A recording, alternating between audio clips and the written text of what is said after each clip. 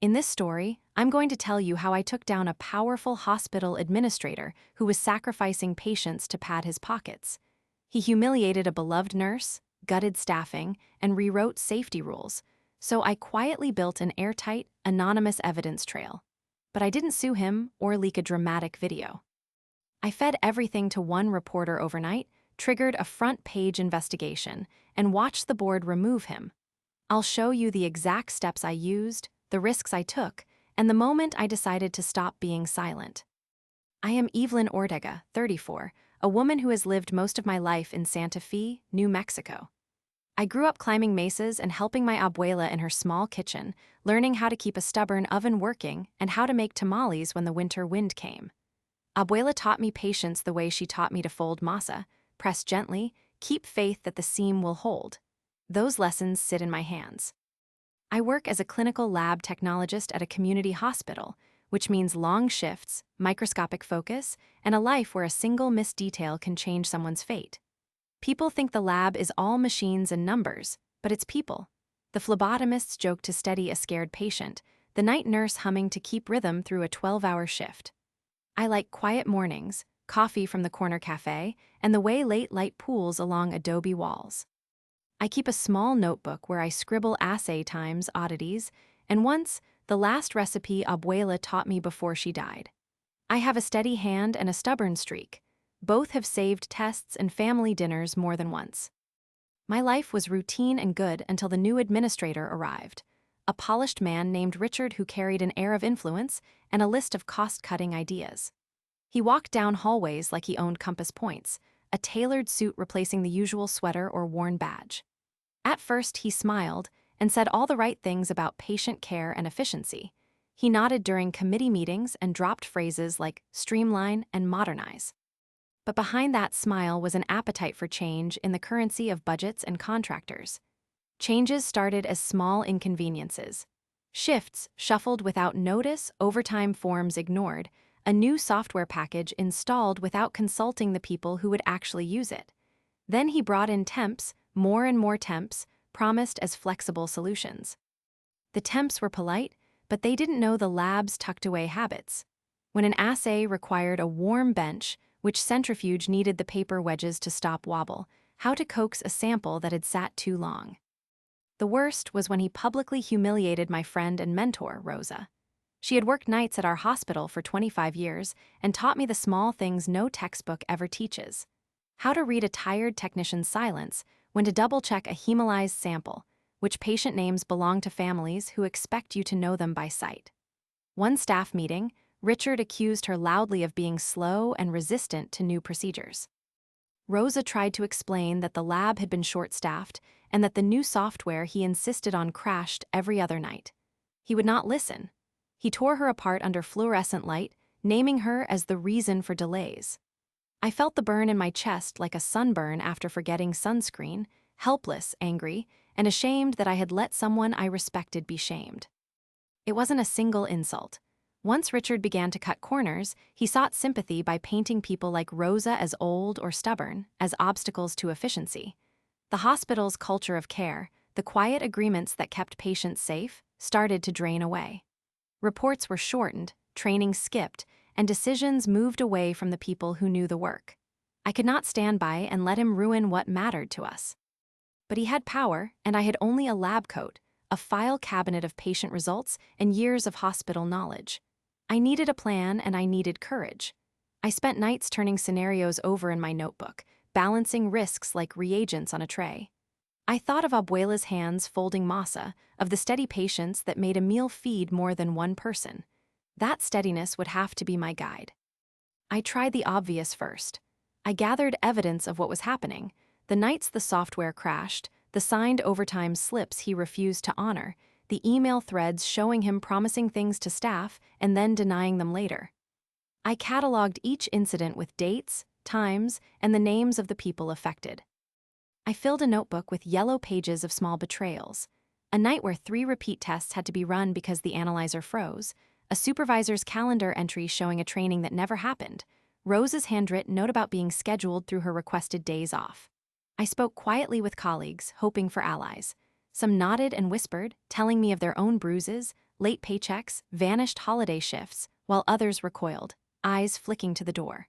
Fear lived in the corridors like a draft. The chain of command was stacked in his favor. Richard charmed the board with tidy projections, and his memos sounded like sunlight even when they contained cuts. I went to human resources with my notes. They said they would look into it, patient and papered. Their faces were sympathetic, their responses were not. I believed them until a memo came down forwarding a trimmed summary of my complaint back to Richard, with a suggestion I had overreacted. It read like a condensation of my urgency into a footnote.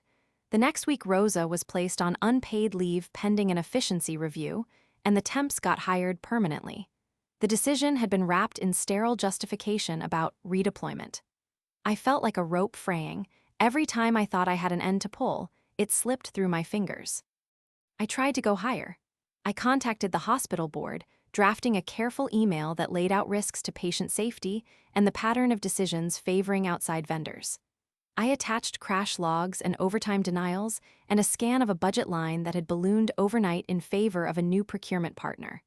I wrote in a tone I hoped was professional and urgent. This was not about spite. I told them this was about people getting the tests they needed. The board members were distant and wary of a young administrator's promises of modernization and budget savings. My attachments were labeled as anonymous and buried in administrative jargon before anyone read more than a headline. Nothing changed. Then things got worse. Richard began micromanaging tests, demanding that lab technicians sign off on samples faster than safe, and blaming us when results came back inconclusive. He rewrote workflows into bullet points that ignored the messy reality of human hands and delicate machines. He threatened to discipline me for delaying processes when I refused to sign a result I knew was inaccurate. I documented each confrontation, time-stamping my replies and saving copies of the altered procedure sheets. One night, a lab test error, caused by the new rushed workflow and a confused temp who had never done the assay, led to a patient being readmitted for complications. The image of that patient, pale, tired, frightened, sat behind my eyes like a photograph I could not unsee. I felt the sick weight of responsibility. The hospital launched an internal review and, bizarrely, placed the blame on the lab staff for not following procedures exactly as Richard had redefined them. Rosa's name came up again as an example of resistance to change. I was furious and terrified. The more I pushed, the more the hospital tried to silence us with bureaucratic language and fear. My attempts to solve things through the proper channels had failed and made the problem worse by giving Richard ammunition to justify firings and more cuts. I began to imagine leaving. A small voice told me to quit, to move to Albuquerque, or to take my skills elsewhere. I pictured a new life with fewer fluorescent lights and no politics. But every time I thought of abandoning the people who needed steady labs, the memory of Rosa's hands, calloused, steady, the way she smoothed the edge of a bandage while humming an old song, stopped me. If I left, who would protect the patients? If I stayed, I risked losing my job and my reputation. I had to try something else. I began building a strategy that was quiet and surgical, the way I perform a delicate test under a microscope. I did not want to destroy the hospital. I wanted to expose the truth. I asked trusted colleagues to keep track of irregularities, timestamps when the software crashed, the temporary staff names and their training records, the pattern of overtime requests denied. I copied internal memos and took photos of whiteboard notes about who was scheduled and why. I compiled everything into a secure, anonymous file, and then reached out to a local investigative reporter at the Santa Fe paper. At first, she was skeptical. Small hospitals are delicate ecosystems and stories can be messy. But when I provided clear documentation that showed a pattern of safety risks and financial moves that favored contractors connected to Richard, she agreed to look deeper. We worked carefully. I gave her anonymized patient safety logs and copies of budget proposals that showed sudden payments to an outside tech firm owned by a friend of Richard's wife. We showed crash reports for the new lab software and emails where Richard discussed replacing trained technicians with a cheaper automated service. The reporter kept our conversation confidential and told me she would corroborate everything before publishing. I knew the danger.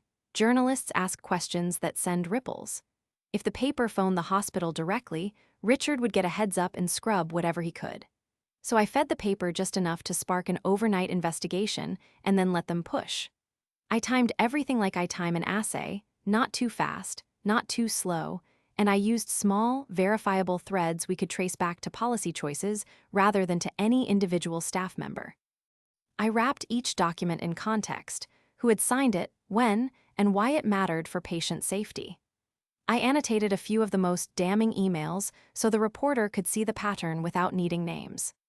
The next morning, the paper ran a front-page story about safety risks and possible conflicts of interest in the hospital's recent vendor choices. It quoted senior nurses, anonymous lab staff, and highlighted the email trail showing questionable payments. The piece did not name me or Rosa, but names were not necessary.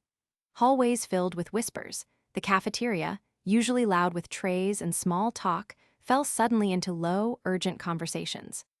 The hospital buzzed like a disturbed hornet nest. Board members called emergency meetings. Patients began to ask questions. The hospital could not spin this away with memos. For the first time, the community saw concrete proof that decisions were putting patients at risk while lining the pockets of insiders. Retaliation arrived the way threats often do, thinly veiled, bureaucratic. Human Resources called me in, their language soft but their purpose sharp. They asked about professional conduct, implied things about my loyalty, and suggested I might be overstepping.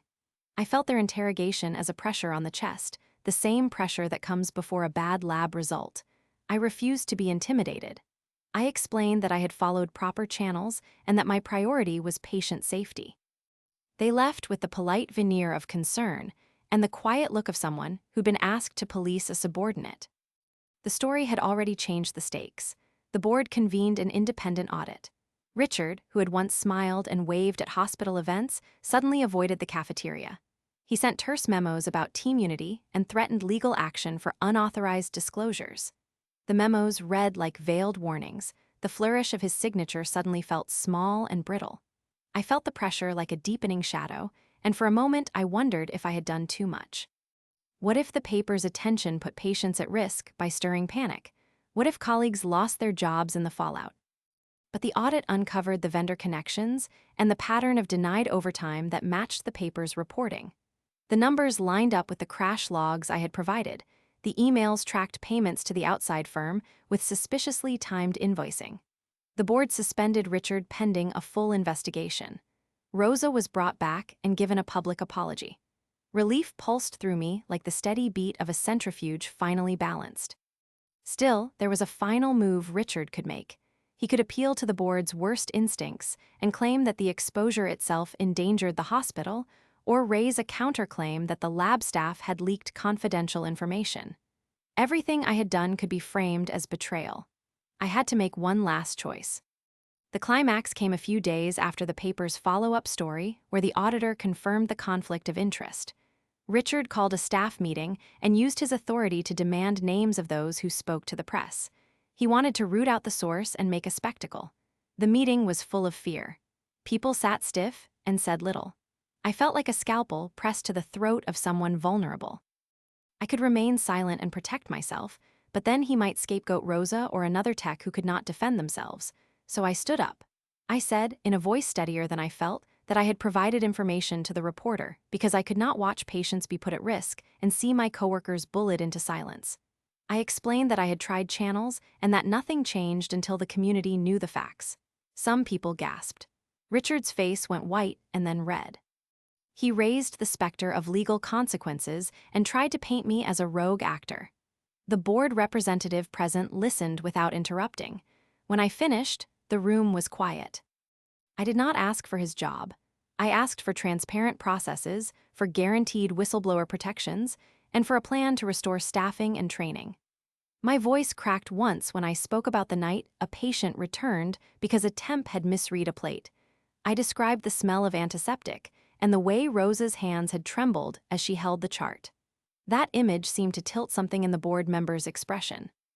I laid out the evidence we had collated, not to gloat but to show patterns. The crash logs, the overtime denials, the invoices tied to a friendly vendor. I watched faces flicker between shame and relief. Some colleagues who had been silent before now nodded, small, private admissions of support. The board deliberated for what felt like hours, then made a decision that surprised me in its finality. They terminated Richard's employment, citing gross mismanagement and unacceptable conflict of interest that jeopardized patient safety. The hospital announced new safeguards, and Rosa was officially reinstated with a public apology. The community rallied to support us. Patients wrote letters. Colleagues came to me with relief and gratitude. I expected the victory to feel like fireworks, but instead it felt like slow healing. I was tired, and my hands were sore from typing so many careful notes. There was a poetic consequence. The hospital had to pay a fine for some of the governance lapses, which activated a neighborhood fund of donors who insisted the money go into staff training and safer systems. Those same donors refused to support any administrator without community oversight. Richard, who had thought himself untouchable, had lost everything he had maneuvered into place. He packed his office and left quietly, the polished suit now just a man with a suitcase. Watching him go, I felt a complicated mix of triumph and exhaustion. His departure did not erase weeks of fear or the way he'd weaponized bureaucracy against people's livelihoods. The resolution reshaped my life too. I did not get a promotion or a parade. What I gained was a sense that a single person, when careful and brave enough to gather truth and act, could protect others. Rosa became my mentor all over again. The lab changed schedules so staffing met real needs. We instituted an anonymous reporting system that actually worked, and training funds arrived to help new staff get properly educated so temps would not be placed in harm's way. The unexpected twist was that some of Richard's allies tried to sue the newspaper for defamation, but in the end, the evidence we had provided was so thorough that the suits dissolved.